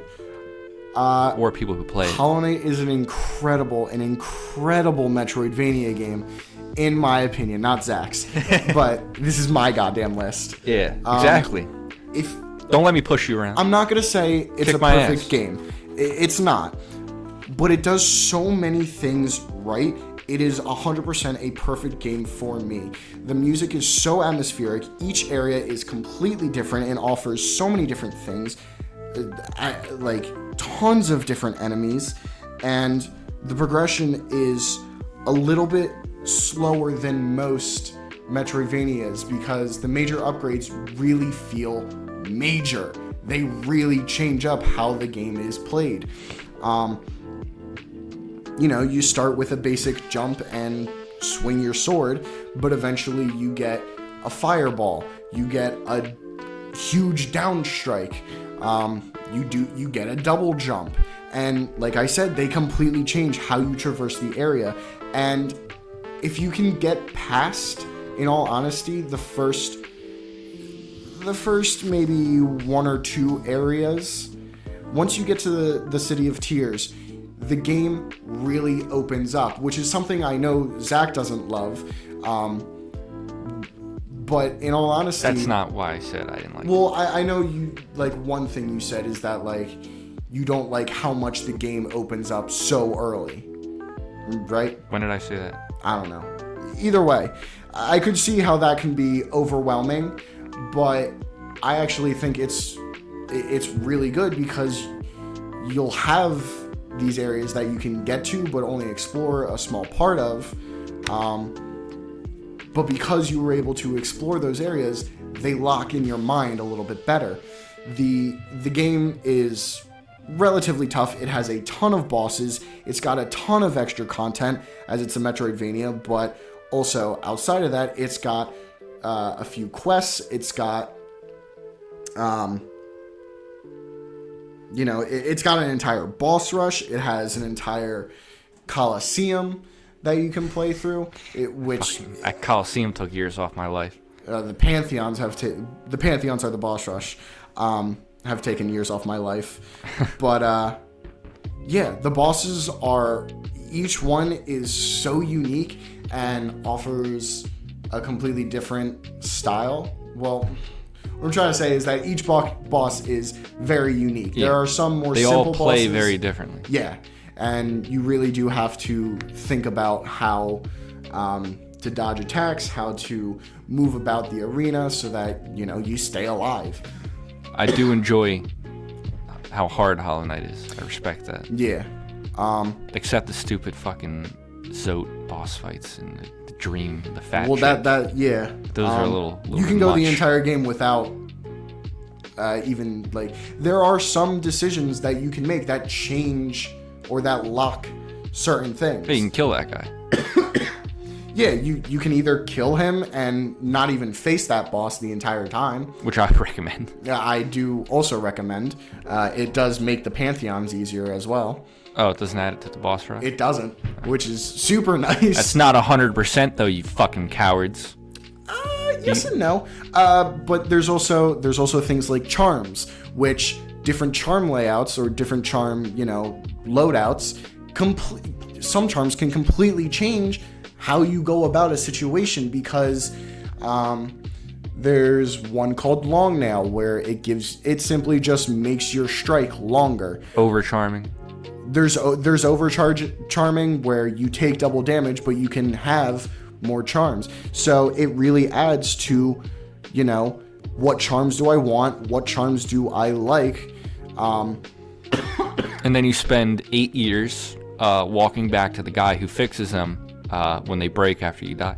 No, those are only for 3 charms, and you can technically go around that. If you want the game to suck, you cannot use them. No, charms are not required, and that's another thing that I like. There is a good amount of customization, but like I said, the 2 things that I really like are the atmosphere and the general progression. Like I said, the main abilities are a little bit slower, but because each one feels so substantial, it works. It's a little bit slower paced, and the smaller upgrades, you have your masks that you can find shards of, you have the soul pieces, and then you have charms, among a bunch of other collectibles. But each major upgrade is genuinely paced out so well. Another thing, like I said, the map design. There are so many different entrances to so many different areas that if you feel, there might be a thing where you feel like you can't get past it, but then you go to a completely different place and you get into that area, and at some point you'll be like, oh, I see where I was locked behind. And it is a game of skill. If you know that game, there are so many things you can get around that it opens the game so much more. It really tests your knowledge and your mastery of it, which I absolutely love. I love Hollow Knight so much. I figured out a couple tricks on my own. Yeah. When you can hit, when the guys are throwing the pickaxe in the mine. Yeah, you can hit it them and get back up in that enter early. Mm-hmm. There's another one where you can enter the resting grounds early. By literally dying and pogoing off your own shade. Yeah, ghost Yeah. Ghost fellow. But that's the thing. With so many different entrances to so many different areas, there are ways to get around not having an upgrade, Super Metroid style. You know? Metroid Dread style, too. Metroid Dread style. They put in a whole cutscene for killing Kraid with bombs. Even though you can't get bombs before Kraid. You're not supposed to. They still added it. Mercury Steam, they know what they're doing. Yeah. Sure, their Castlevania games might not have been great, but their Metroid games are. I can't wait to get to Samus Returns, and... That game's hard. Really? Yeah. Huh. But yeah, Samus Returns and Dread, I am so looking forward to in my Metroid series. Dread is so great. Where's Metroid 6? Right? I guess. Yeah. Dread was 4? Yeah. Jesus. No. Yes. 1, 2... 1, 2... Fusion. 1, 2 Super Fusion. 1, 2 Super Fusion. Dread. Yeah. These are just remakes. No, that'd be 5. 1, 2 Super Fusion. Dread. Yeah, so Dread was 5. Dread was 5. Yeah, Metroid 6. Yeah. That'll be the day. GTA 6 or Metroid 6. I do want to do an entire Metroid review, but that is the list of our favorite games. That'd be a good episode, ranking. I think that's a good place to wrap it up. Yeah. In all honesty. Xenoblade, go play it. Don't play any new Pokemon. Play Terraria, which I forgot to mention. You can play Terraria with your friends. It's multiplayer. You can do all that with your homies. Is it cross-platform? I don't know, actually. Yeah. I don't think so. Because I know some games offer that. Yeah. But yeah, I'm doing a playthrough right now with my buddy. We haven't played in a while because of scheduling conflicts. But we'll beat the 4th boss. Eventually. With just the lag makes it fucking awful. Yeah. And it's also in legendary mode. I said I'd never play again, but I didn't do it on multiplayer. Not a man of his word. Well, no, I said I'd never do it with fucking Summoner again, which I won't. Mm-hmm. I will not do fucking, maybe after the update, but I'll try not to. But yeah, Xenoblade 1 and Hollow Knight.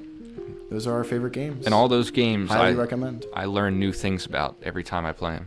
Yeah. Did you stop it yet? No, we're still on. Like Pokemon Black and White 2. I have a main file where I've done everything. Completed the Pokedex, done basically everything. Mm-hmm. Maxed out my trainer card, got almost all the medals. And when I was going through cleaning up the last few medals, I learned something new about it. I was like, what the fuck? The Aguav berries in this game? What? Yeah. There's a ton of different berries, right? Mm-hmm.